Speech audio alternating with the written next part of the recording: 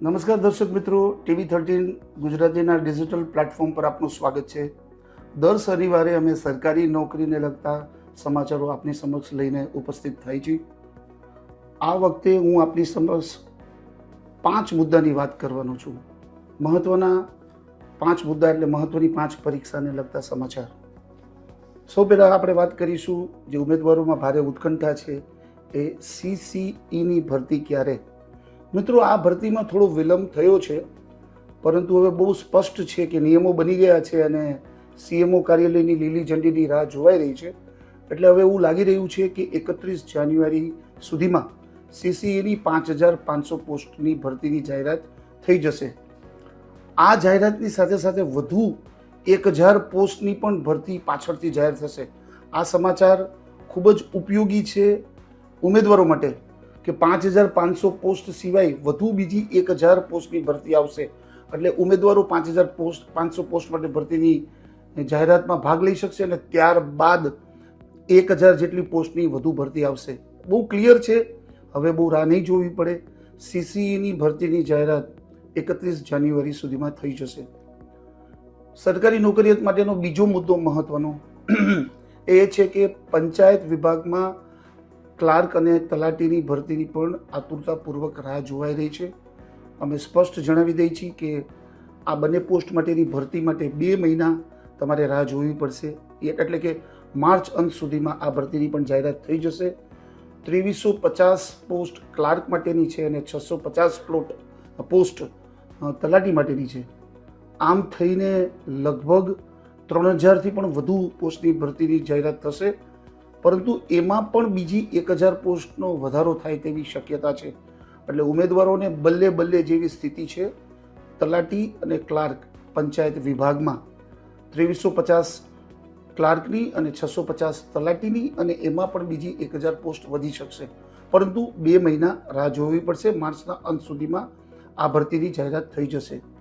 બીજા 2 મહત્વના પરિણામની પણ હું આપણી સમક્ષ વાત કરું છું। આ 2 મહત્વના પરિણામ છે ગુજરાતી સ્ટેનોગ્રાફર અને પ્રોબેશન ઓફિસરના પરિણામ। આ બંને પરિણામો 31 જાન્યુઆરી સુધીમાં જાહેર થઈ જશે। આ બંનેના પરિણામ વિશે પણ સતત પૂછપરછ બોર્ડમાં પણ થઈ રહી છે અને ટ્વિટરના માધ્યમમાં પણ થઈ રહી છે। એટલે હું આપને જણાવી દઉં કે 31 જાન્યુઆરી સુધીમાં પ્રોબેશન ઓફિસર અને ગુજરાતી સ્ટેનોગ્રાફરના પરિણામ જાહેર થઈ જશે। ચોથો જે મહત્વનો મુદ્દો જે આવી રહ્યો છે એ બહુ સિગ્નિફિકન્ટ મુદ્દો છે કે તલાટીનું પરિણામ ક્યારે। ગૌણ સેવા પસંદગી મંડળે જે તલાટીની પરીક્ષા લીધી છે એમાં 3 પેપરો છે, એમાં 2 પેપરોની ચકાસણી થઈ ગઈ છે। જનરલ નોલેજનું જે પેપર છે એની ચકાસણી અંતિમ તબક્કામાં છે। પહેલાં એવું હતું કે 31 જાન્યુઆરી સુધીમાં તલાટીનું પરિણામ જાહેર થઈ જશે, પરંતુ જનરલ નોલેજમાં ઘણા બધા સવાલોના જવાબ પ્રોપર નથી આવ્યા એવી વાત છે।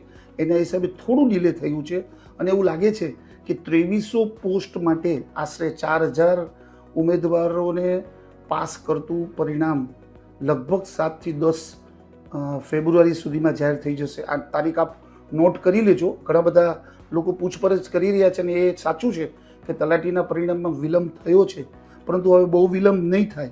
જનરલ નોલેજનું જે પેપર હતું એ ચકાસણી ઓલમોસ્ટ પૂર્ણ થવાના આરે છે। વચ્ચે પાછી 2-3 દિવસની રજા પણ આવી રહી છે।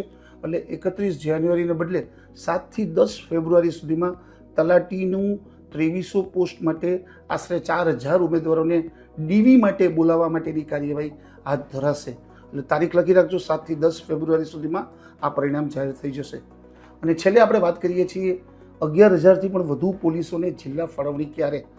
પોલીસમાં ઘણા બધા ઉમેદવારોએ પરીક્ષા આપી હતી, લાખોની સંખ્યામાં ઉમેદવારોએ પોતાનું ભાગ્ય અજમાવવાની કોશિશ કરી હતી, પરંતુ 11000થી વધુ ઉમેદવારોને મુખ્યમંત્રીએ નિમણૂક પત્ર આપી દીધા છે। આ બધા લોકોએ જિલ્લા ઓપ્શન્સ જે જિલ્લાની જે પસંદગી કરવાની એ કાર્ય પણ આટોપી લીધી છે।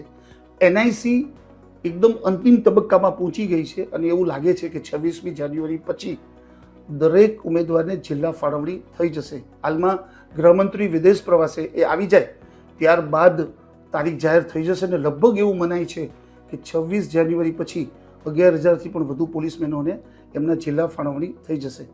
મિત્રો, દર શનિવારે અમે આપના માટે એક વિડીયો ખાસ બનાવીએ છીએ। તમને મૂંઝવતા પ્રશ્નોના અમે જવાબ આપીએ છીએ। હજુ પણ આપને સરકારી પરીક્ષાને લઈને કોઈ પ્રશ્ન હોય તો આપ આપને કોમેન્ટ બોક્સમાં જરૂર લખીને મોકલો, જેનાથી અમે નેક્સ્ટ વીકમાં આપના પ્રશ્નનો જવાબ આપી શકશું. નમસ્કાર, ધન્યવાદ.